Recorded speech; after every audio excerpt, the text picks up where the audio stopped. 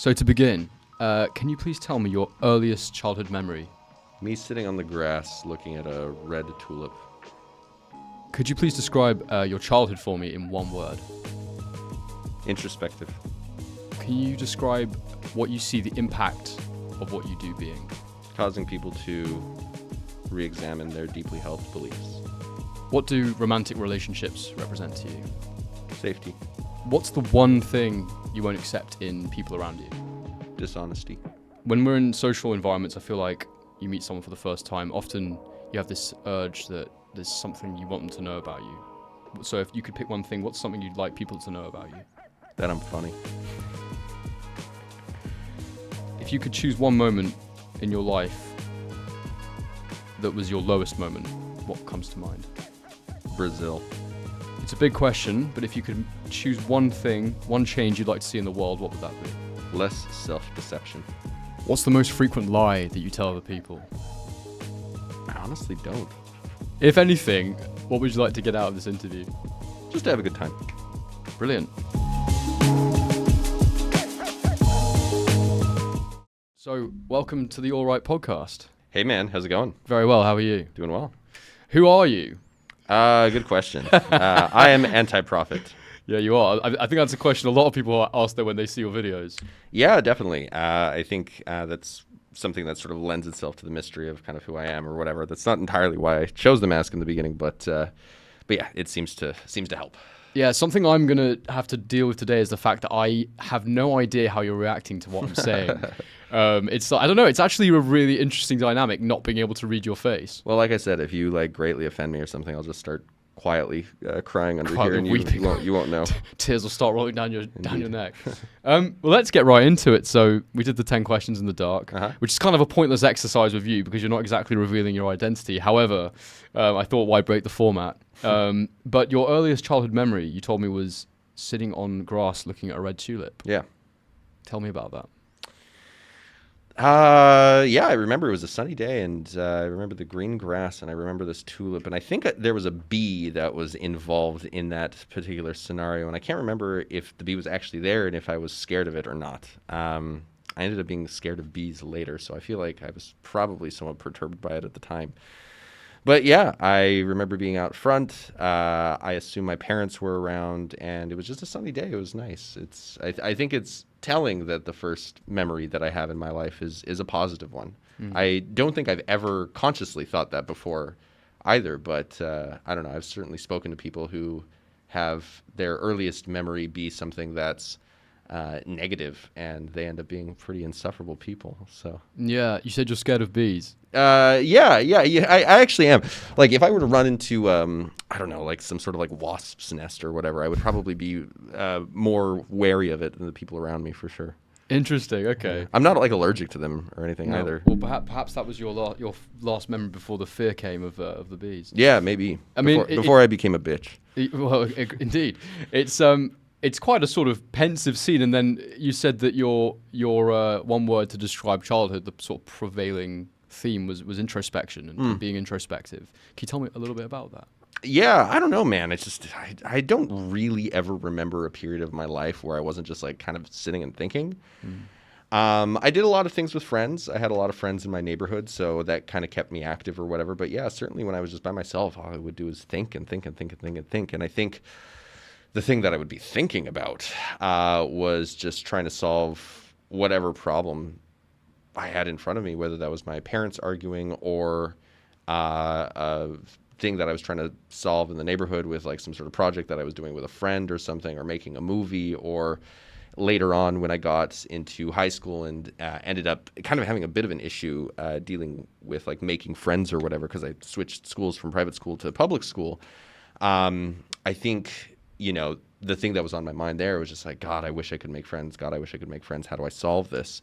But I think the thing that I learned during that period of time is you can think yourself to death about something, but unless you actually take action with the solution that you come up with, nothing ever ends up happening. That's a good learning to take. I want to ask you so many questions, and I think there'll be questions that everyone wants to ask, and of course, I know we need to respect your anonymity. So just answer. You can just start with my social security number.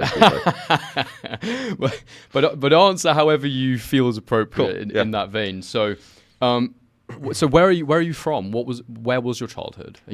So I'm from the U.S. I'm from the state of Utah, which is the great capital of the Mormon Church. I grew up there, and I actually lived there all the way until I moved to Bali when I was 29. Right. So I've done a lot of traveling in life. I've been to Africa, been to obviously Asia at this point, been to Central America several times, been to South America, been to the Caribbean, been to Europe 5 times, but I never actually ended up living anywhere else except for Utah. Right. Until I was 28, and I went and lived in Rio de Janeiro for 3 months. Fascinating. And so, what was childhood like? What was your family environment like? What was the deal with all of that? I suppose. My childhood was funny. I was raised by 2 extremely religious parents who were kind of mentally ill with religion. I say that lovingly. Both of my parents are great, but my father was Mormon and my mother was evangelical Christian, and I have 3 other siblings who are within my immediate family, and then 6 half siblings that are from a different mother. But my 3 other immediate siblings were raised in the Mormon Church, and 16 years later, I come along, and I think at that point, my mom was just irritated with the whole thing. It was like, yo, I'm raising this guy like Christian. Sorry, this is happening. So I think there was a lot of tension in my house over religion throughout the duration of my childhood, but I don't think it was necessarily rooted in religion. I think it was just rooted in the fact that my parents didn't really like each other all that much. And outside of that, though, my dad was funny. He was really, really strict with me up until like the age of like 10. Okay. And then from there, he was still strict with me, but like, for example, he would let me like ride the train downtown by myself at like age 11. And I think on top of that, I mean, just the shit that I was getting myself into in terms of just like, I don't know, doing stuff that was like kind of illegal. Like in a fun, like kid way. I wasn't like murdering people. Or Sure, anything. yeah. But yeah, I mean, I was doing a lot of that. So it was this funny thing where it was like really, really strict, but like in the ways that I could get away with it. Like my childhood was pretty open, but I think the way that I spent most of my childhood, at least the parts that I remember with friends, was playing football, American football, not soccer. Unfortunately. Yeah, unfortunately. I don't have an opinion. You guys are better at the football. That's your guys' problem. We don't care. But yeah, doing that when I was in early childhood, and then outside of that, like making movies, doing a lot of stuff with that sort of thing, blowing shit up, just doing stuff. Blowing shit up. Yeah. Like what? Like we used to make dry ice bombs. You ever make one of those when you were a kid? No. You basically take like a 2 liter of Coke and then pour it all out and then put dry ice in it and then put water in it. Oh, like when you put Mentos in it or something like that? Not Mentos. It's just dry ice and water, but then Right. you close the cap and then it blows up and it sounds like a cannon went off. Oh, sick. That's pretty cool. So we would do those, and then we would take fireworks and get rid of all of the safety powder. my videographer's laughing. I think he might have done it when he was Okay, word. Yeah, this guy knows what's up, Ricky, my man. But yeah, we would do that. We would throw like Axe deodorant cans into the fire and just kind of wait until they exploded. We also took fireworks and took out all of the safety powder and would tape pennies to the bottom of them and then put them in a metal pole and basically like create sort of like a Jimmy rigged gun that we would shoot each other with. So it was that kind of thing. It sounds fun. Yeah. Something you said earlier that caught my ear was you were talking about one of the more difficult moments and standout moments being when you switched from a private school to a public school. Mm-hmm. Can you tell me a bit about that and the sort of difficulties that came with that? Yeah, well, it was funny. I think throughout most of my childhood, I thought I was a pretty sociable person, but in reality, because I went to a Christian private school between the ages of kindergarten and 9th grade, I basically grew up with the same like 20 kids inside of my class. What is that, like 5 to 10 or something like that? What do you mean? Age-wise, like I don't know kindergarten. Oh, yeah, kindergarten I think is like from age 5 all the way to 9th grade, which is around like 15. Got you. 14. Oh, okay, fine. Right. So, yeah, pretty early to somewhat late in, my early schooling career. But yeah, I just hung out with the same like 20, 30 people throughout the entirety of that time.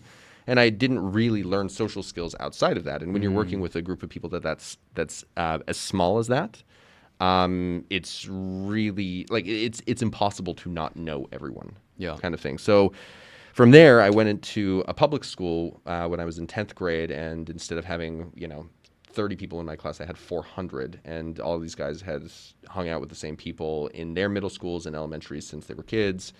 And that was the point at which I realized I had terrible social skills. I went about a year and a half without really any friends. That's not entirely true, but for all intents and purposes, that's the way it felt. Yeah. So yeah, I definitely had to kind of learn how to do that. But once I did, I'm happy to report I became the king of Olympus High. But yeah, so that was kind of a tricky transition between those two things, but it was a useful one because I was forced to learn how to kind of talk to people for the first time. It's really interesting. We actually had the opposite childhood experience. I started at a public school and ended up at a private school. Actually, again, I can really relate to you on the religious thing. You can see me in my photo there pretending to cry, having gone back a few years later. Okay. I went to a Catholic Benedictine boarding school that was run by monks. Nice. In North Yorkshire in the UK. So how was that? It was a very interesting experience. Okay, cool. It was definitely not a normal schooling. And there's been all sorts of stuff about the school in the news and whatnot over the years, as I'm sure you can imagine. Yeah, I just read this book called Atomized, and I literally just finished it last night. And there's a chapter in the book where the guy is basically like beaten and like sexually assaulted for the entirety of that chapter. So unfortunately, I look at this and I'm like, oh, bro, yeah, what are you happened to okay? you? Is everything okay? Please. Well, I can confirm nothing bad ever happened to me, but Excellent. there's historical stuff that comes up quite frequently. Sure, which is obviously very tragic. So I guess I kind of have a bit of a feeling for what you were like as a kid. The religious thing's very, very interesting to me, knowing what you do now. But before we talk about that, I'd love to know just a bit more about the kind of kid that you were. Like, what were your interests? What did you think about life at that point? You said you were it sounds like you were almost sort of quite morose. Would that be fair? Definitely thoughtful, but was it in a kind of negative way, or how would you describe it? No, I wouldn't think it was in a negative way. I think most of my childhood, I was approaching life with the expectation that I would be able to figure out whatever problem was in front of me. Right. Well, that's where do you think that came from? My dad. My Right. dad kind of instilled that in me. It's just like, That's really cool. yeah, it was cool. My dad was a cool guy. It's not that he isn't cool anymore. Unfortunately, passed away. But he kind of instilled in me this idea that like it's just I cringe saying it out loud because it's so cliche and so cringe. But the way that he said it was nice because he was just a super old dude, and the way that he would deliver it was good. So it was if you think you can't, you won't. If you think you can, you will. It's just like one of those like things from like the 1930s that like you just stick in the back of your head and end up telling the next generation or whatever. But it ended up sticking. It was very, very useful for me, I think, in terms of the way that I approach life. I love that. And in general, how do you look back on yourself then to now, I guess? What are the differences?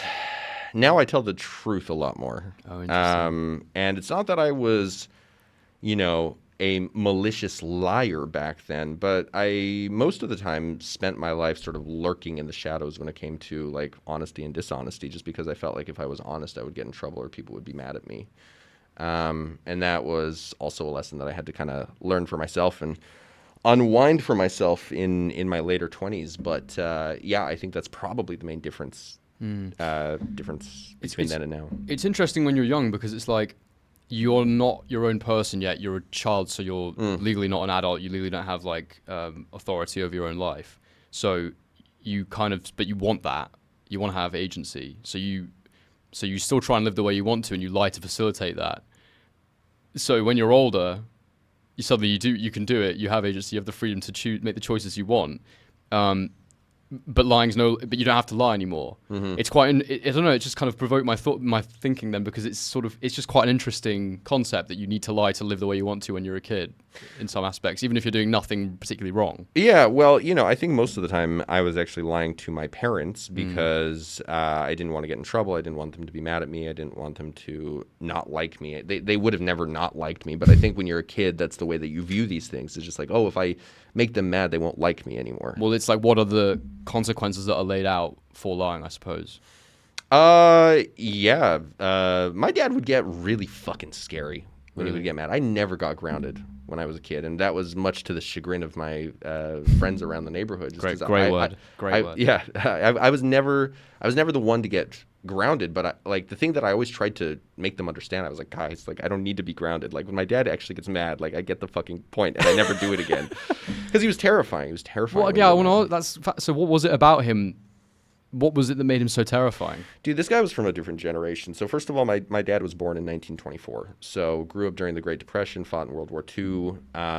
And as a result, like, they just approached things a little differently back then. Like, beating your child was like the norm back in his day. He actually never beat me, which was a positive thing. I mean, there was it's just like when he would like go off, it was like he was a completely different person. And I think that last part had less to do with like the generation that he was raised in, and more to do with maybe some of his own psychological issues. But and I say that respectfully to him, but I just don't think that you go through the Great Depression, lose your dad when you're 12, fight in World War II without psychological assistance, and then like come out the other side of being like a normal person. Yeah. Like, normally integrated with like your emotions and your psyche and society. Sure. Yeah, that's very interesting. I'd love to move the story forward a little bit. So you grew up in Utah, you lived in Utah. How does life sort of play out for you? Do you go to university? Do you study? What are you doing for work? Yeah. So at 18, I went to Utah State University for violin performance, degree in violin performance. So went and did that for 4 years. Where did that come from? So I was niche, no? Yeah. So I played the violin since I was 4 years old. And it was always something that I did. I never thought I would go into it as a profession, but I think when I was 17, I went to a music festival by the name of the Aspen Music Festival in school, which is in Aspen, Colorado. And for the first time ever, I wasn't just playing with like, rinky-dink violinists around me in Utah, but I was playing with like some of the best like young musicians in the world. And it was really exciting. And I think I, was in this place where, while I did not enjoy practicing or really playing the violin all that much, I realized that this was a way that I could get recognition and build my status amongst my peers and, other like professionals and colleagues in the future. So I went in that direction. But the problem with that is I really didn't get serious about the violin until I was 17, which was like 4 months before college auditions. Whereas my friends had been like serious about violin since like 10 or 11. So, I went and did university in violin performance, worked really hard at it, was pretty solid. I have recorded with the band Train. I'm on Netflix on a production. I recorded for a lot of different movies that you would have heard of. Cue everyone going and searching for violin performances good luck. On Netflix. Good luck, guys. You're not going to find me. But yeah, so I kind of went through and did all of that, but towards the end of all of that, I sort of realized that, I don't know, I didn't really fucking like the violin. I realized that I got into it for sort of the ego trip. And it wasn't like a really crazy hardcore ego trip. It's just like, I think going into college and going into like your professional life, you want to do something that you feel like is going to give you status, is going to give you the respect of your peers. And the first thing that's in front of you that like feels like it's going to do that, I don't know. For me, I just jumped at it. So that's kind of why I went into violin, and that was a hard pill for me to swallow towards the end of my violin career. But yeah, fascinating. That's that point you just made really interesting, and I can. So when I used to be, I still am technically a signed scriptwriter, but when I was doing it at the beginning, it was definitely because it was this thing that I perceived that like, wow, I've got signed. I've got a good agent. I can do this. This is something that I don't think many of my peers could do. And it gave me that sort of feeling of like, I guess I am somebody, So that's an interesting thing you say. And then I actually stopped because at the end I was like, I don't even know if I really like writing that much. Yeah. And I realized I was kind of doing it for the wrong reasons. So I can definitely relate to what you're saying. Yeah, 100%. I mean, the other thing that kind of helped me on my journey with that is I just got to the end of my violin career and I was like, holy shit, this pays nothing. Fuck this. And like, I was like one of the successful ones in Utah, you know? Right, what I mean? okay. Well, yeah, same for me. I mean, you can get paid well as a writer, but the chances of it are very, very small. Yeah, it's just, it's this funny thing. It's just like you're getting paid $75 an hour or like $100 an hour, but like you're working like several hours a week. You're not working 40 hours a week. Yeah, you know? sure. Okay. And maybe a nice second thing to do then. Yeah, exactly. I don't know. I'm much happier just, you know, I was practicing 4 hours a day, 6 hours a day back then. And at this point, I'm lucky if I get in like 30 minutes every month. But I like violin a lot more now, even though I like never play it. But like if I were to pick it up and play it in front of people, I know they would like it. And I know that by the end of it, I'd be like, all right, cool. That was tight. And I could not have said that at the end of any of my professional engagements while I was doing it professionally. Right. So you decide violin's not for you. Where do you go from there? Oh, well, into the depths of hell. Right. that kind of overlapped with what I mentioned in my little questionnaire at the beginning. Brazil, indeed. So, let's see, Q 2018, my dad passes away at the ripe old age of 94. That's a good innings, as we say in the UK. Yeah. He was a gangster all the way until the end. It was pretty wild. But 2018, he passes away. At this point, I'm engaged to my then fiance, who we will call Sarah. And Sarah was an interesting character. I had been with her for about 3.5 years at that point.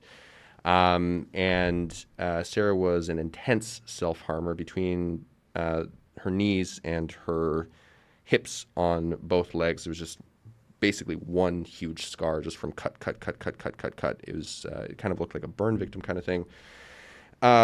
Diagnosed bipolar, likely undiagnosed borderline personality disorder. I say that again respectfully. It's not my place to diagnose her, but I think considering everything, that's probably the case.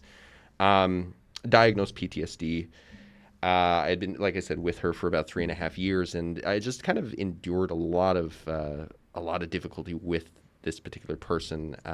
She was verbally abusive, emotionally abusive, physically abusive, sexually abusive, kind of the entire gambit. And again, once my dad died in 2018, I realized that I had just dealt with my biggest fear growing up and into my adulthood, which was my dad dying, because I remember the only kinds of dreams that I used to have as a kid or as an adult that would cause me to wake up crying was my dad dying. And I think the reason for that is because even as a child, I understood that he was just so fucking old that like he was going to die before like anyone else, and I was going to have to deal with that. So again, Q in 2018, I got through that experience and I sort of realized, wow, shit. And I don't think I consciously realized this. I think I subconsciously realized this, but I thought to myself, wow, I just got through my like worst fear.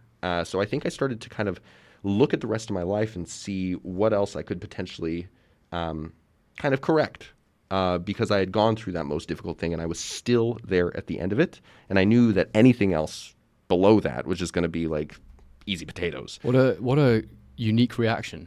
Yeah, I can't take credit for really thinking that consciously, but I think that was one of the takeaways from that. But the other takeaway was I remember just about an hour and a half after he died, I went and got gas at a gas station, and I remember standing there filling up my tank, and I was just looking around at everyone, and everyone was just getting gas. People were driving down the road. The sun was still moving. And I realized, like, my entire life had fallen apart, but, like, everyone was still, like, living their lives. Like, nothing had really changed. The only thing that had changed was me at that point. And I realized that, like, I think we go throughout life in such a way where we understand that, like, death is something that's going to, like, actually happen, but it's going to happen to other people. Like, it's never going to happen to us. And I think that manifests itself in the way that we approach like the beauty industry, the way that we approach like medical technologies, religion, science, all of it. But the relevancy here is in that moment, I realized that like the person who I think just archetypally represented the line in the sand between me and death, like my father and my mother, like one of those things just disappeared because of death. And I think for the first time I realized that at some point in the future, I'm going to die. And that's just going to be the end of that. So what am I going to do to live between now and then? So I think those were kind of the two main takeaways that I took from that. And as a result, I started kind of examining my relationship with my fiance. We ended up getting married. I'm glossing over a shit ton of stories I could tell about this relationship. But for the sake of expediency, her and I get married. 3 months later, we end up getting divorced. And in 3 months? Within 3 months. And again, we had lived together for about 4 years. So it was just kind of this funny thing, like, you'd think like the relationship would have fallen apart earlier if it was going to fall apart earlier. Do you mind if I ask you quickly about that? Yeah. Because it's quite a curious thing to get married and then within 3 months realize actually this isn't right.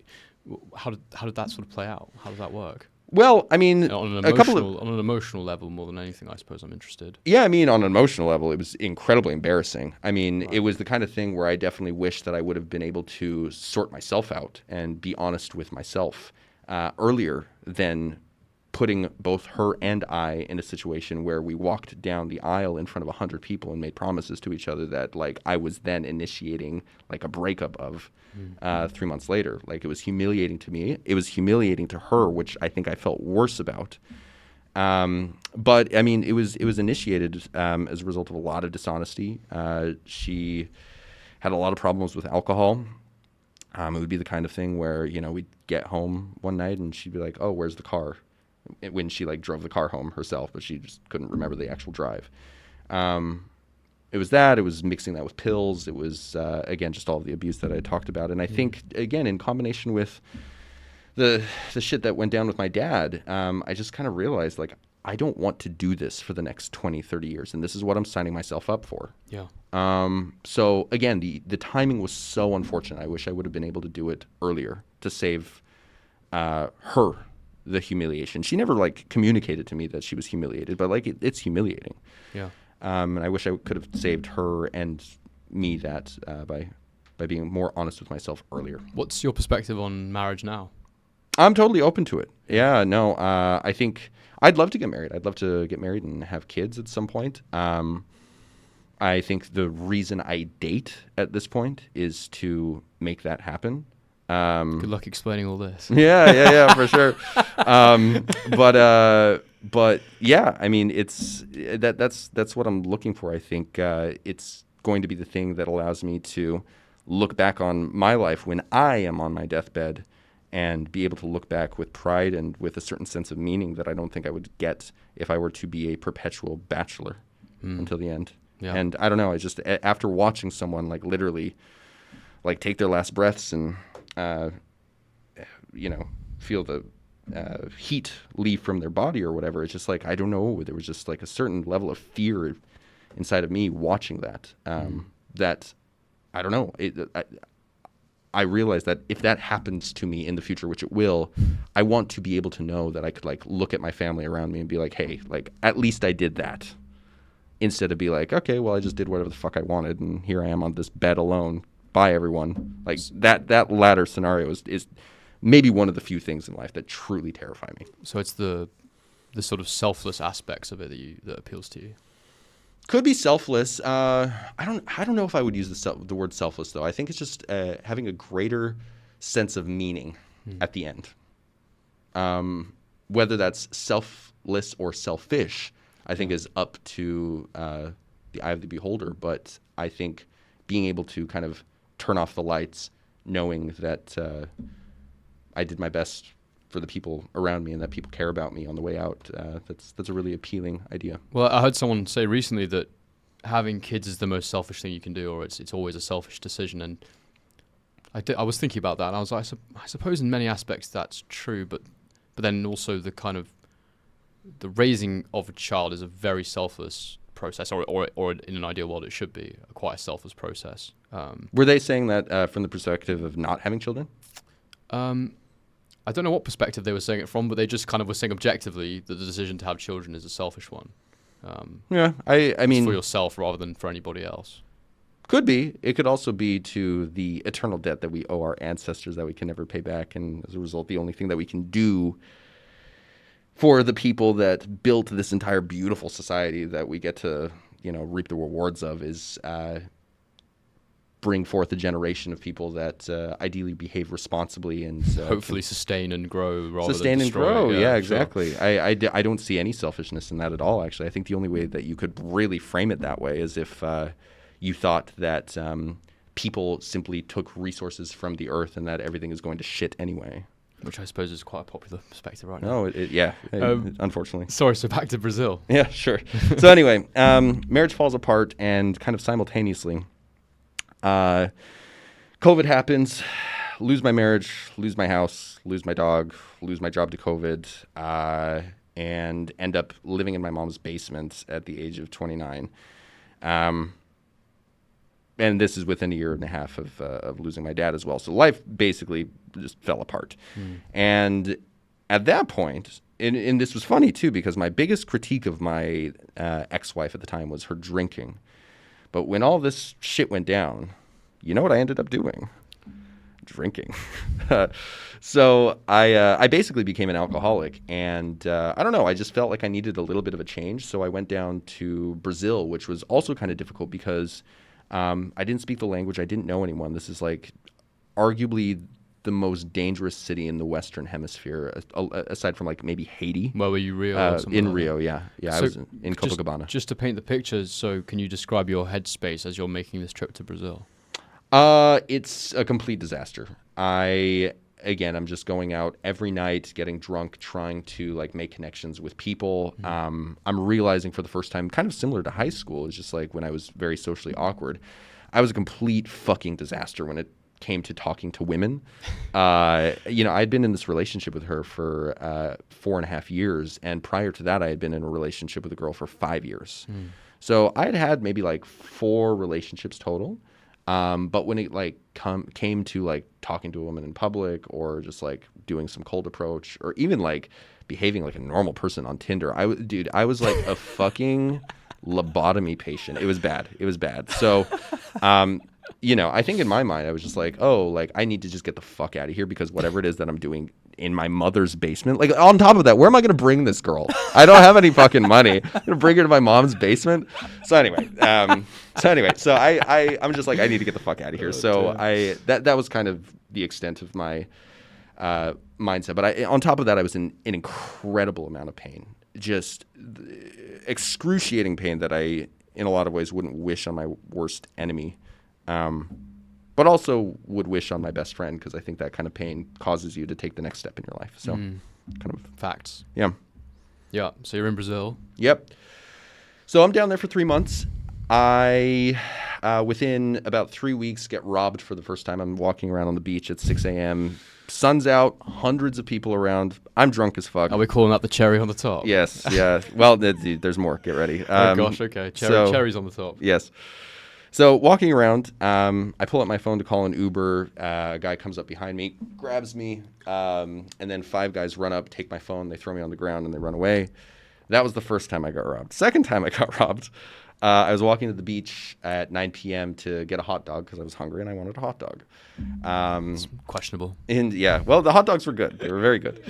But I remember this was 3 weeks before I left Rio, and I was walking, and I looked to my left, and I pass an alleyway that I walk by every day, and I'm like, damn, in 3 weeks, I'm not going to see this anymore. I'm like, oh no, what a shame. You can't see the alleyway anymore. Fucking, I shit you not. 15 seconds later, 4 guys surround me and just start like reaching in my pockets. There was no violence.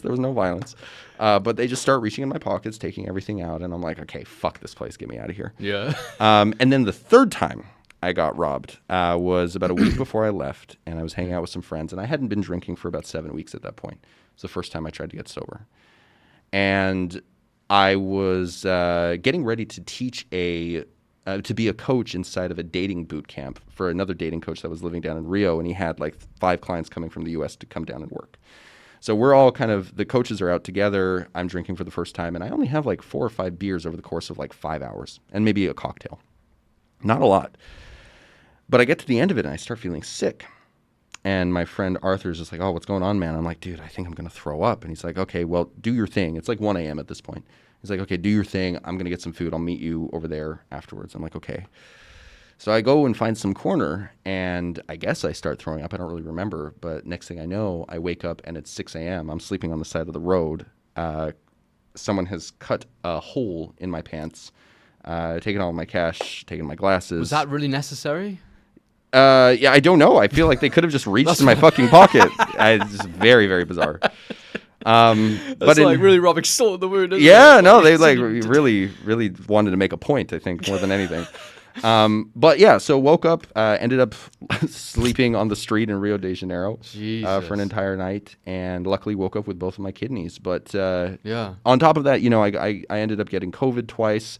But there were some positive things with Rio as well. It was kind of the first place where I started to kind of learn to talk to women, which is, I think, a problem that a lot of young guys are dealing with or whatever. But I just kind of forced myself to do like day game and cold approach down there. Sort of exposure therapy, you'd call it. Exactly. And the funny thing is like I was completely unqualified, beyond unqualified to be anyone's dating coach or whatever. Yeah. But here I was being paid to work on like this dating boot camp or whatever. So it's just the blind leading the blind with this industry, unfortunately. But when you talk, it's an interesting thing to talk about. Young men. How do you approach women? How do you find a partner? The conventional wisdom, the thing I'd probably find myself saying if I had a son, I'd probably say, just be yourself. Mm-hmm. It's the thing. But when you haven't really formulated who you are yet, when that's a kind of work in progress, it doesn't mean you shouldn't date. So how do you approach that if you're a young guy? What's your perspective on that? I mean, the biggest thing that helped me was literally holding myself to the standard of not lying to a single person and also not lying to myself. Because I think in that period of my life, it's sort of like you said, I didn't know who the fuck I was. Yeah. I had no idea. And the only way that I was able to start doing that was to identify what I certainly wasn't. And I think that's the first thing that starts to come up when you start telling the truth. Because like everyone's just like, oh, what's truth? Is like there anything like objectively real? But like when you fucking talk to someone and you lie to their face, you can feel it. Sure. You can feel it right here. Yeah. So all you have to do is just like let that guide you, and then like the rest kind of plays itself out. But so at the very least, we can say what's objectively not real. Well, yeah, at the very least, right? At the very least, I think that's actually one of the most useful litmus tests for reality is just like figuring out like what's objectively not real. Okay, that's nice. Or what's objectively not inside of shared experience, right? Yeah. But I think even tying this back all the way to my childhood or whatever is just when you're dealing with your parents in this relationship of parent to child, you tend to lie to those people because subconsciously, and I think we get this from like being newborns or whatever, we subconsciously understand that without that person, we will die. We will literally die if this person stops taking care of us. And as a result, you start to be who you need to be in order to get that person's approval, in order to get like XYZ from that person. And you don't do it to be a dick. You don't do it because you're a bad person. It's almost like a survival mechanism. But going into your adulthood, you start to take those, or at least I started to take those patterns into the relationships around me of just being like the person that I needed to be in order to get what I wanted from this person, which was usually just connection. It wasn't anything malicious. Nothing sinister, yeah. Yeah, it was just like, hey, I want to be your friend. Like, I'll be who I need to be your friend. But as a result of that, I surrounded myself with other people who did that. And when you're dealing with a lot of people who are just sort of vacuums on the inside, like you're never going to have people around you who have a real backbone and a real spine. Yeah. And I think bringing that into the dating market, the one thing that women really, really gravitate towards is honesty, because they can see who you are up front and they know what it is that they're getting into, and then they can make an informed decision about whether or not they actually want to have that in their life in order to kind of take care of their main thing that they're looking for, which is a feeling of safety. Yeah. But also, just to build on what you just said, there's the aspect of we all want to be liked and wanted by everyone, but the reality is that you're not going to be happy because you won't find what's actually for you. 100%. And that's kind of the key, isn't it? What is for you? That's the question we're trying to answer, right? Well, life is really, really good at showing what is for you when you get everything inside of you that needs to like be taken out of the way of life showing you that. Yeah. That you actually putting that shit aside and just letting life do what it's going to do. And that's a scary thing to do because you have to be willing to not only shed a false identity, which is extraordinarily painful. I think that was the biggest thing that I dealt with in Brazil. Yeah. But building that identity from scratch is also extraordinarily painful. And it's really interesting because it's that false identity has been built for a certain purpose, and that purpose actually doesn't serve you long term. Yeah. And that purpose is what you described early on, trying to figure how do I make friends? How do I impress people? Yeah. Well, and it just, as you said, it doesn't really solve what it is that you're wanting to solve in the long term, because the people you end up surrounding yourself with are people who are doing the exact same thing as you are. And that doesn't promote any sort of long-term growth. It doesn't promote like any sort of long-term honesty between friends. And, if you are willing to go through the pain of deconstructing your false persona, if you're willing to go through the pain of building a new persona from scratch and through honesty, and you're willing to let life sort of guide you down the river of experience and just sort of let go of trying to make life happen the way that you want to do, which is also very scary because you kind of have to give up, like, I don't know, you have to give up control to, like, you can call it a higher power or just fate, whatever you want to call it. I don't care. If you can get through those like 3 layers of hell kind of thing, the things that are right for you end up coming towards you without you really even having to try. So it's kind of a it sounds like a little we're in Bali, so a little Ubud, little Ubudi and a little woo, yeah, exactly. Ooh. But it's actually I'm starting to experience this myself, and I would have probably ridiculed someone saying that sort of thing to me before. I would have fucking called them high on drugs. 100%. Yeah. I feel like that's the perfect segue and tangent to sort of you talked about deconstructing a false identity. You're obviously sat next to me, you're wearing a mask, you're known as anti-profit. Sure. But ironically, wearing that mask, it allows you to be more honest because of the nature of the platform where you put your content. I'd love to understand the journey from Brazil to what you do now. Can you take me on that? Sure. Yeah. So Brazil, I came back. I needed to make some money somehow. So I started donating my body to medical science to clinical trials for experimental drugs. I did that. Whoa, hang on a second. Yeah. I thought you were joking. No. Again, the issue of not being able to see your face. Sure. So I paused and I waited for the laugh and I was like, it's not coming. Yeah, you actually did this. Yeah. Okay, that's mental. Just explain to me why how and why you decided to do that. Well, look, honestly, if anyone here is like hurting for cash, I highly recommend doing these things because, and here's why. I want to caveat that and say I don't highly recommend it, but let's see what he's got to say. I was hurting for cash at this point. It was still in the middle of the pandemic, and as a result, there were no gigs for Violin. I wasn't teaching, so there was just no real way for me to make money. However, a friend of mine had told me that if I went into this medical trial, which was only 8 days, they would pay me $8,000 to basically just be inpatient while they give me an experimental drug. And I was like, God. Oh my God, I put such crazy shit in my body before. Like, yeah, just give me something from like the medical industry and get paid. Fine. So I did that the first time. I think I made around like $8,000. The second time was a 40-day clinical inpatient trial where I had to stay at the hospital for 40 days. And that one was, I think, $17,000. What were the drugs they were giving you? What was the desired effect of them? Sure. So one was an anti-seizure medication. And then the other one was... Do you not have to have a problem with seizures to decide if that would actually help someone with seizures? I mean, I guess not. I didn't have seizures before, and I haven't had any since then. So right. Well, no, but obviously it's not to trigger seizures, though, it's to help ideally. Well, something that was really interesting about that particular drug is, again, I took my violin to the study because at that time I was still practicing and trying to be a violinist in some degree. Okay. So I was practicing in the study, but once I started taking that drug, when I would play one of the strings on my violin, I obviously know what that string sounds like. I've been playing it for like 27 years at this point, but for whatever reason, it sounded out of tune. So I was like, what the fuck is going on here? So I tuned it with my like digital tuner. Yeah. It was perfectly in tune, but it sounded completely off. And what I ended up realizing is one of the sound effects, one of the side effects. was a sound effect. Sound effect. One of the side effects was it lowered my sense of pitch by about a half step. So an A, if anyone here knows anything about music, an A would sound like an A flat to me. That's so Yeah, so interesting. I had to tune up my violin by about a half step in order for it to sound in tune. Wow. So that was a very bizarre side effect. But anyway, did another trial for about $8,000 or so, and kind of around this period of time, there was an influencer who posted a job on social media that said he was hiring.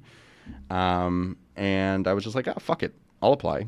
So I applied, did this awesome video, which maybe was probably the greatest thing I've ever done.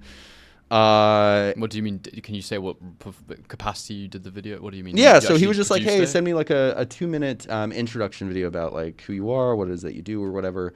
And because I ended up working for him, I ended up seeing other people's submissions like over the years, and like everyone's just such trash compared to mine. It was such trash. I look back on it and I was like, that's why I got the job. This is the greatest thing. But like instead of just like I'm the best. Yeah, exactly. Sorry, guys. But instead of just talking to a camera, being like, hi, I'm so and so. This is what I do. This is what my experience is, or whatever.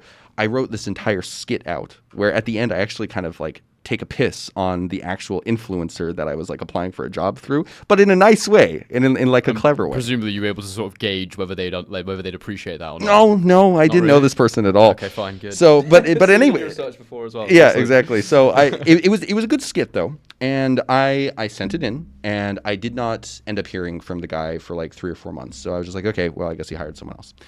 But then 2 more months go by, and this guy has a lot of followers on Instagram. I have like 600 followers on Instagram, and he cold DMs me and just like, hey, like, do you want to talk? Like, blah, blah, blah. So we kind of go back and forth over the course of a month. He's looking to hire a manager. So long story short, I ended up taking the job and then was able to work remotely as a result. So, brilliant. Amazing. Yeah. And from there? I worked as the head of his team, his 15-person team, for about a year and a half, and then from there just ended up going off and doing anti-profit as a result of all of the things that I learned from working in a real established brand in social media. Tell me about that moment. So can you explain to me that process for creating anti-profit? So at what point did it sort of hit you that this is the thing I should be doing, and how did you sort of come up with it? Yeah, well, I think I wanted to diversify the ways that I was making money between my job and just, a solo project, because no offense to the creator that I was working for at the time, it's just the content that was being created was very like shallow, in my mind, not very informative, not very meaningful.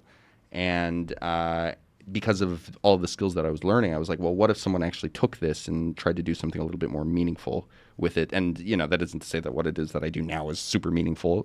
People seem to think that it is, but I think the reason why I ended up settling on something like the name of anti-profit, which a lot of people actually thought was like anti-Islamic or even like anti-Mormon when I first came up with it, and it has nothing to do with that, is I went with that name because I did not want people to look at me as if I am their guru kind of thing. I wanted them to basically be able to hear the arguments that I make, take those in temporarily, see if they agree with them for the purpose of causing them to articulate what it is that they think, which in turn would allow them to have dialogues with the people in their lives in a way where they would be able to articulate their opinion without having to scream at them because someone had caused them to verbalize their opinions in their own mind previously. I think one of the big things, big critiques that I have of the West in general is that everyone's screaming at each other. And I think that when you really understand the opinions that you have and why it is that you take the position that you take, even if someone's trying to scream at you, there's not really a reason for you to scream back when it comes to politics or like social issues or whatever, just because you know what you think, you know why you think it. And as a result, you don't have to scream.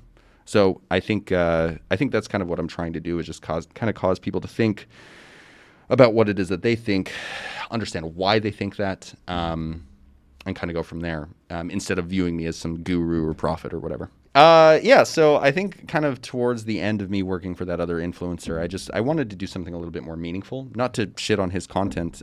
If you're watching, I apologize. Does he know who you are? Yeah, he knows. Okay. Yeah. Keep it to yourself, man. Yeah, please, for the love of God. Yeah. Yeah, it's just his, I don't know, his content wasn't super heavy, wasn't super meaningful, and I think society is kind of going through some very difficult times at the moment, and creating just very low-key, like, family-friendly content isn't going to do anything to really, like, change the tide with any of the serious issues that we have moving forward. Not to say that mine necessarily is, but, you know, at the inception of creating this brand or whatever, I knew that I did not want to be regarded as anyone's guru or anyone's prophet, which is why I named myself Anti-Prophet. And I did not know this at the time, but I think even the reason why I ended up choosing this mask is because, not just because it looks cool, but on top of that, I think the fact that it's white and blank, it allows people to kind of see themselves inside of my content rather than just see some guy like sharing his opinion on social media.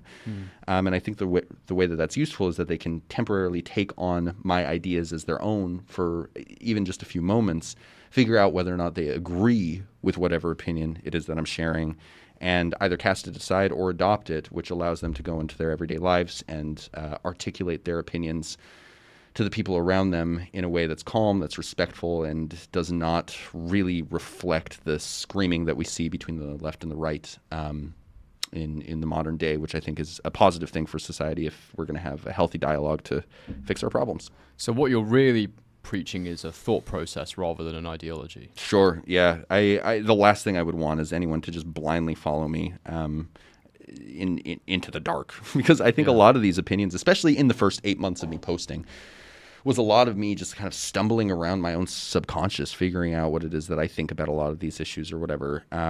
And I use the word stumbling like very like purposefully. Yeah. So I think if anyone were to just be like, oh yeah, like Anti-Prophet, that's my prophet, I'd be like, bro, shut the fuck up. But don't like, you don't want that. Yeah. And I don't know. I just think I think it sort of robs my viewer of the opportunity of, you know, kind of thinking for themselves, rather than just adopting what some guru says on the internet. I would hate if that was the case. I have a lot of questions about this. Firstly, I'm curious to know what role the dual religious influence had on all of this when you were growing up. This desire for people to not have these prophets in their life, these people that you just sort of blindly follow. How does that experience sit with it?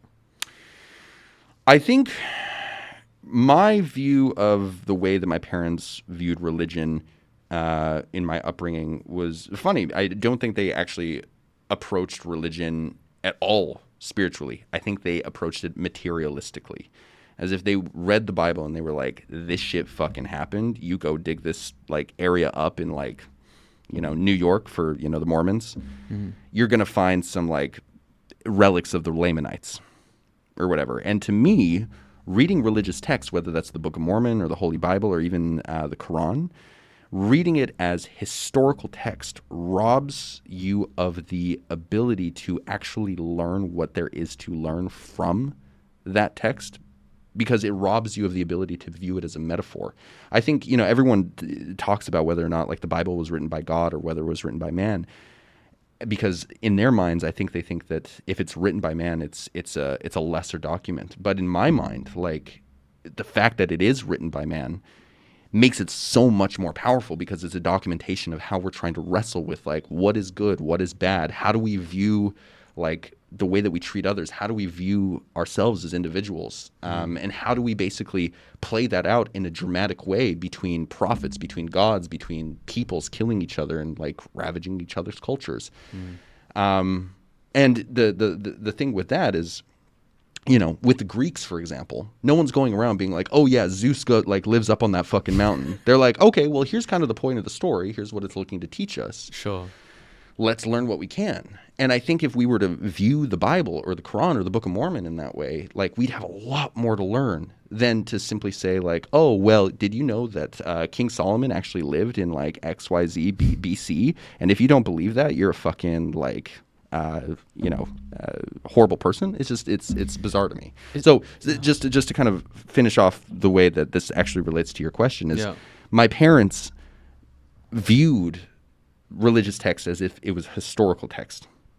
They viewed it very materialistically, as if it existed in the materialistic world. And I think my reaction to that, both in my youth as well as now, is I am very much informed by like the Bible, because I went to a Christian private school and went to a Bible class once a day. I know the Bible very, very well. Do I think that like Jesus Christ literally died on the cross and died and came back 3 days later? No, probably not. But I don't think that's the main thing to take away from the story. And I think if we can integrate some of this spiritualistic thinking, this metaphorical thinking, into the way that we actually approach our everyday lives, it allows us to interact with the world in a more holistic way. Not to use a lame Ubud word, but I think if we can kind of use both sides of our brains, where one side is saying, okay, well, this is kind of how things actually exist in the real world. And then, okay, well, here's a larger way of viewing it that's kind of involves a lot of different elements. I feel like integrating those two sides of the brain is a lot more useful. And again, that's kind of how I take my religious upbringing and sort of react against it while trying to inform what it is that I say on Anti-Prophet. Sure, it's like the exact opposite of like a fundamentalist approach, essentially, to religion. I certainly hope so. I think the saddest day of my life is the moment anyone likens me to a fundamentalist and has good evidence for doing so. Yeah. No, I actually studied theology. That was my first degree. So yeah, it's quite interesting hearing you talk about it. It's definitely, it just kind of occurred to me as you were talking about that. It's such a good example of how one thing can be interpreted so many different ways, or even used to feed our brains in so many different ways. The fact you could look at it as historical or metaphorical or even doctrine. It's like it's quite curious actually when you think about it like that. I'd love to work through some of the answers to your questions that I've not touched on as well. Sure. In the context of Anti-Prophet. You said that the change you'd like to see in the world is less self-deception. Do you view Anti-Prophet as being something that sort of helps in that process also? Some of the things you were saying before were sort of making me think about that a little bit. Yeah, sure. I mean, I think one of the core tenets of my brand is to like tell the truth to people around you and to tell the truth to yourself. I've said that in a lot of videos, and I think even in the way that my brand works on the back end, it's something that I try and exemplify. For example, someone on my sales team the other day, in order to drive traffic to my course, ended up posting like a fake review from a client about like how great the course was. And I was like, bro, what the fuck, man? Like, yeah, I was like, are you high on drugs? And, like at that moment. Did you find him here? Because I wouldn't be surprised if you did. Yeah, no. And, it was more of a misunderstanding than anything. But, unfortunately in the digital coaching business, I mean, that kind of thing is just so common. Standard, yeah. Yeah, it's just what everyone does. If you don't have reviews, you just come up with some fake reviews that you cook up in an Instagram DM between yourself and your burner account. Like it's not that difficult. Yeah. But when that came up, I had the opportunity. I had the choice to kind of just sweep it under the rug and leave it unaddressed, because when I saw it on my Instagram story, it had been up for 23 hours. So I deleted it, but like whoop-de-doo, like the damage had been done. Yeah. So what I ended up doing is sending an email to everyone inside of the course who had already purchased, and was like, hey, this is what happened. This was a mistake. This is my brand. This is like what my brand stands for, which is like the whole like honesty thing. So I apologize, and I'm happy to talk about it on our weekly like live calls or whatever. So that was the first thing I did. And the second thing I did was I told my sales team to cancel all the sales meetings that we had with people that signed up as a result of that fake review. Just because I didn't want to make a sale as a result of something that wasn't true. And I think whether or not I'm informing the people around me to do that in a like a measurable way, I have no idea. But I think in general, if I live my life in that way to the best of my abilities, the rest will follow. Yeah. I think that's the best way of actually influencing the people around you, is actually just like living out what it is that you like espouse. Yeah. I like that. To bring it back around to romantic relationships, if we may. Yeah. Yeah. Hopefully people can realize how funny you are, which was question 6. Or that I'm just like a schizo. With romantic relationships, I found it, now knowing what I know now about you, it's curious that you use the word safety when it sounds like the predominant relationship from that previous period of your life wasn't very safe from the sounds of things. I don't know what your current relationship status is. I'm pretty sure you won't want to share it, but I just want to understand what it represents to you now, why safety, and how does that all work with having this part of your life that's kind of mysterious, being the anti-prophet, people not knowing your identity. Like integrating the safety that I'm looking for with romantic relationships with also like hiding my face. Yeah, that's an interesting question. So my relationship status right now is I'm dating someone. I've been dating someone for about a year, which has been great. And it provides me with a lot of emotional safety. It's really, really nice. It's not something that I've had previously. Even with the girl that I dated for 5 years, there wasn't a lot of emotional safety in that relationship because something that she said all the way through that relationship was like, oh, at the end of college, we're going to break up. Which in my mind, in retrospect, I'm like, motherfucker, why did you stay with this person? It's just bizarre that you would stay with someone who would like actively tell you to your face, oh, we're going to break up at some point. You ended up getting married, though, to be fair. That's true, but to a different person. Oh, sorry, that was a different person. Different person. Right, Yep. okay. First relationship of 5 years. She said that to me. We ended up breaking up. She ended up fulfilling her promise. If you're watching this, well, you know at least who she's you are. honest, Yeah, exactly. Yeah, there's Can't hate something. on that, can you? That one was entirely my bad. It's just like, but again, like in terms of like emotional safety, like I obviously had a pattern of picking relationships that had zero emotional safety for me, but sticking with them anyway. Can I ask you about that? So there's something I had to address in myself. When you're dating, and there's clearly a pattern developing of the kind of women you attract, particularly or women or men, depending on what you are, what you like, and a pattern will sort of emerge of things that you are attracted to and drawn to, and that you attract as well, and they're not necessarily good for you because it's sort of triggering past traumas, past experiences. You've gone from being somebody who was in relationships that were kind of emotionally unstable to a stable one. Did you have to realize something about yourself to enable that? How did that process work for you? Yeah, I mean, I had to become intentional about what it was that I was looking for in another partner. And on top of that, even before that, I had to become really intentional about what it was that I was looking to get out of my life. And that kind of plays into almost, I don't know, man, like what, you're 32, right? Yes, I am. Yeah, I'm 31. Gary Vee says that whole thing of like, oh, you guys are young, even though it doesn't really feel like it. But, I think the reason he says shit like that is just because, I think old people look at us and they're like, life is going to throw a lot of curveballs your way and you're not going to be able to control it. So just go with the river. Sure. Let the river do what it's going to do and just roll with it. And I think, even more fundamental of knowing what you want from a partner, even more fundamental from knowing what it is that you want from life, you have to be in a place where you're comfortable sort of surrendering control and going down the river of life. That phrase surrendering control is something a lot of people really struggle with. Yeah. That perception of being in control. Sure. Well, I mean, it's something that I really struggled with. In the main way was actually alcohol. I turned into a real fucking alcoholic when I came here to Bali. Really? Yeah. It was like 7 nights a week, 10 cocktails a night. Like it was pretty heavy. But one of the biggest reasons is I liked having like the social control that I had in these scenarios because everyone liked me. I was like a lot of fun. I had a lot to say. I was the person who could just go out night after night after night and be sort of like the main socializer inside of my scene. And in letting go of alcohol, I really kind of had to let go of like the control of being like, okay, like I'm going to be like the main social navigator and leader of my scene as well as my life. Because when I let go of that, I sort of had to like let go of, I don't know. I'm not even sure what I'm trying to say here. You might No, just keep going. It's fine. Yeah. I'm just trying to think. I'm like wrestling with like what it is that I actually think about my life live on air. But you know what? If you don't know, that's also fine. Yeah, we're all trying to figure things out still. So that's man. I think it's mostly this is just. I think this is kind of what I was talking about. I think the biggest place. In fact, you could probably just cut it to here. okay.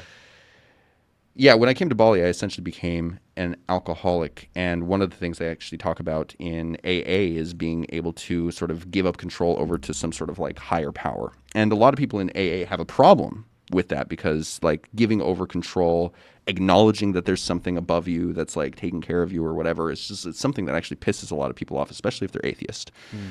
And it's not to say that I'm like a deeply religious person or that I believe that there's like a guy in the sky with a beard taking care of me.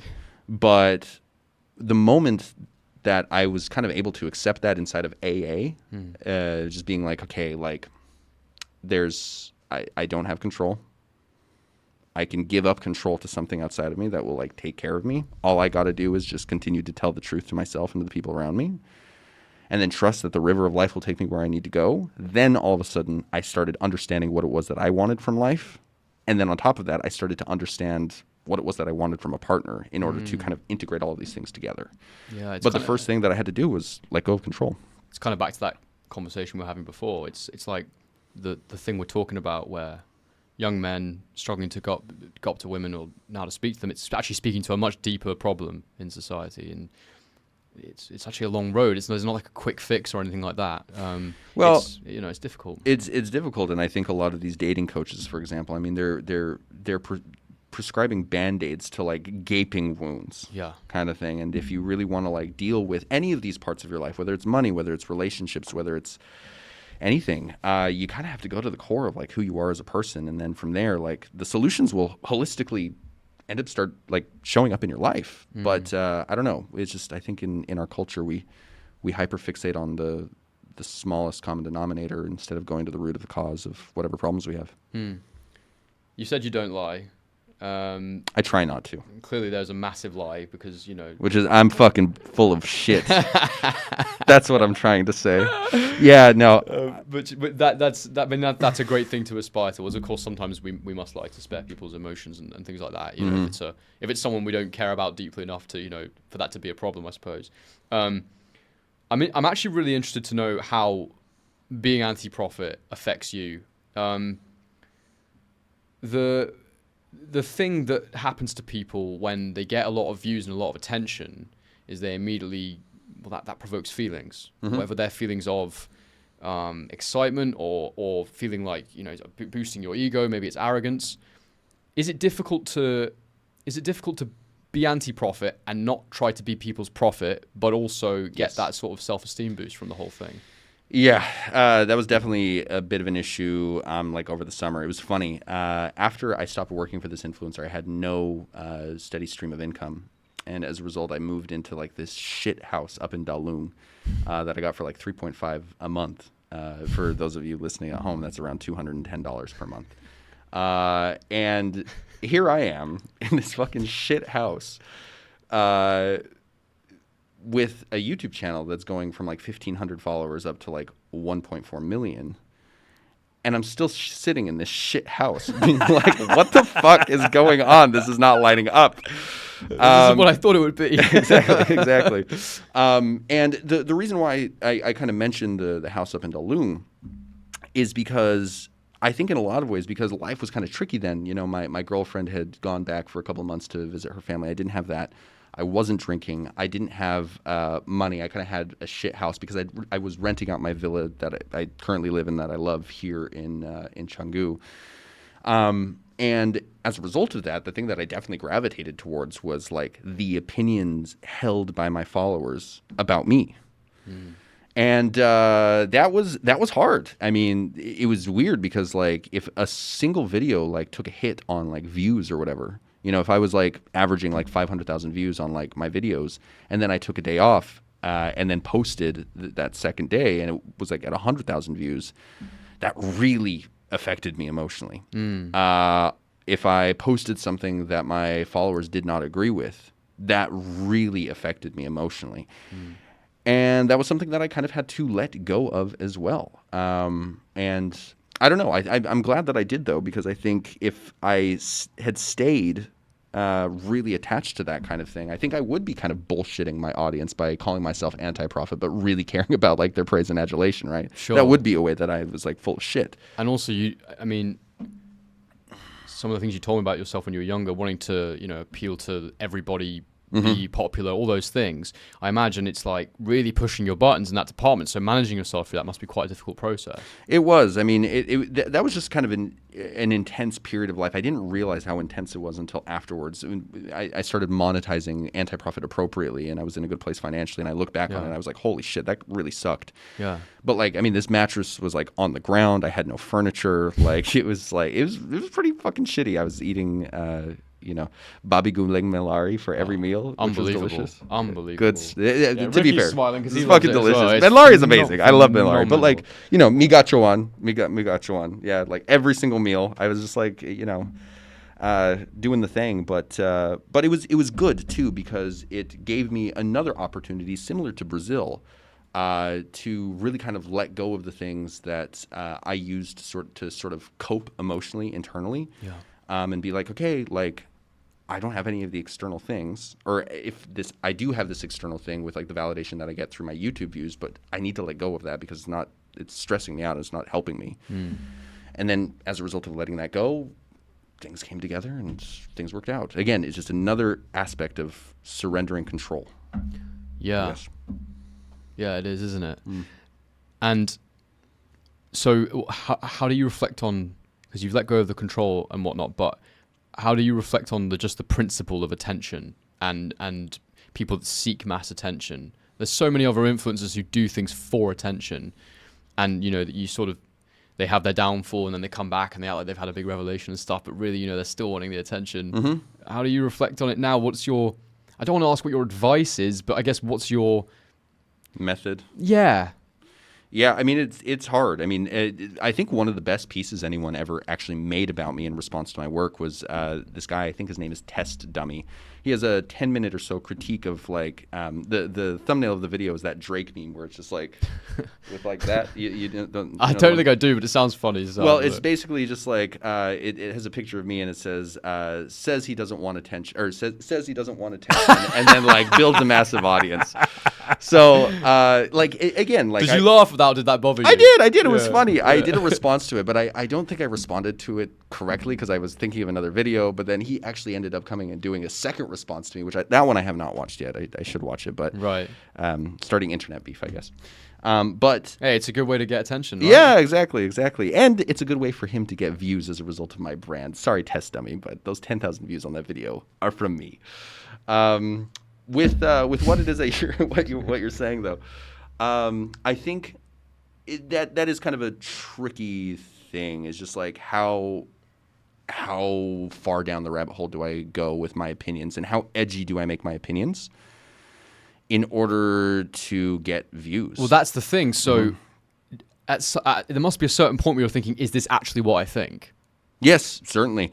There have been a lot of times in the past where I have been creating scripts based on basically just how I'm feeling emotionally that week, and I'm actually very open about that. I released a video a few weeks ago where I ultimately just came out and said, hey, like a lot of this just has to do with like how I feel on like a daily basis, and how that affects like what it is that I'm writing about. As a result, like please view me as an anti-profit. Don't view me as your guru, because like you know. I'm just a guy articulating some thoughts. Basically. I'm just talking some shit into a camera at the end of the day.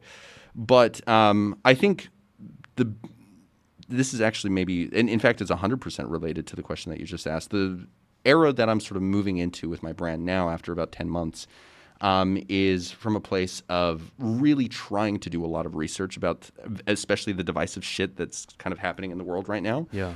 Before I post about it, for example, with this whole Israel-Palestine conflict, I wrote out I think 6 very, very pointed and volatile scripts, and I was about to record them and post them, but I was about to record them and I was like, fuck, I don't know anything about this conflict. Why the fuck am I talking about this? Yeah. So I kind of put them aside, and I'm reading a book. It's long as fuck, but I'm getting through it, about the Israeli-Palestinian conflict. Sure. I'm actually reading the Quran as well, and then I'm just trying to kind of do as much research as I can to figure out what it is that I actually have to say about any of this. Sounds responsible. Well, responsible, but I think on top of that, it's more artistically fulfilling at this point. Okay. Because again, I've done the stumbling around in the dark of my subconscious over the last 8 months, and I think I've kind of gotten to the bottom of that well.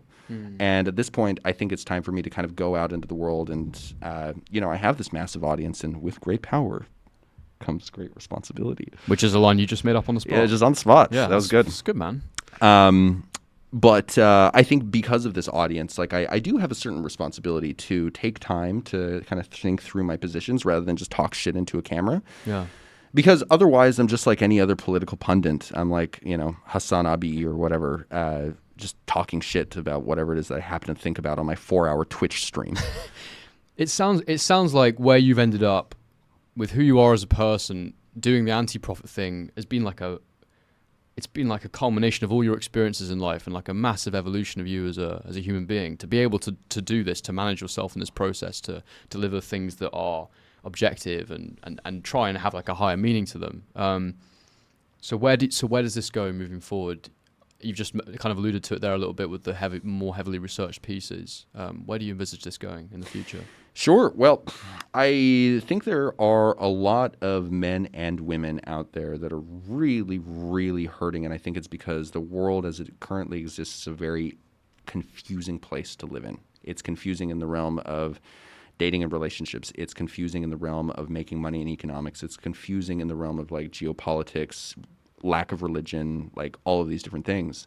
So the area that I'm going to be putting my energy over the next couple of months is trying to create some sort of product that addresses all of those things at a very economic price point for the people that want to buy it. I'm going to kind of try and create something that addresses all the things that I just talked about in a way that might attract a guy who is very much drawn to red pill content, very much drawn to fresh and fit, it's pearly things or whatever, but presents them with an alternative that still allows them to behave in romantic relationships with a certain level of backbone while also integrating, ideas from like the Gottman Institute, which is it's like the super old couple who have spent 30 years studying relationships and couples and just kind of figuring out what causes people to have long-term relationships that work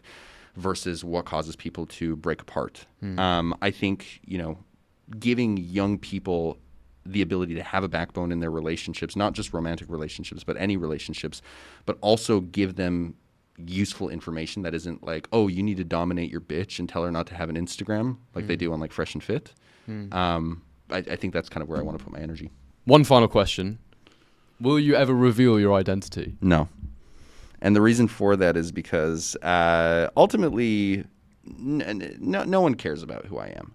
And I don't say that in a self-defeating way. It's just I think the value that I actually bring to people is more as a mirror to what it could be that they could possibly think rather than just like what this random guy from Utah happens to think. So that's what I'm going to continue doing and try and not bring my ego into this the best I can throughout the duration of my time as Anti-Prophet. Fair enough.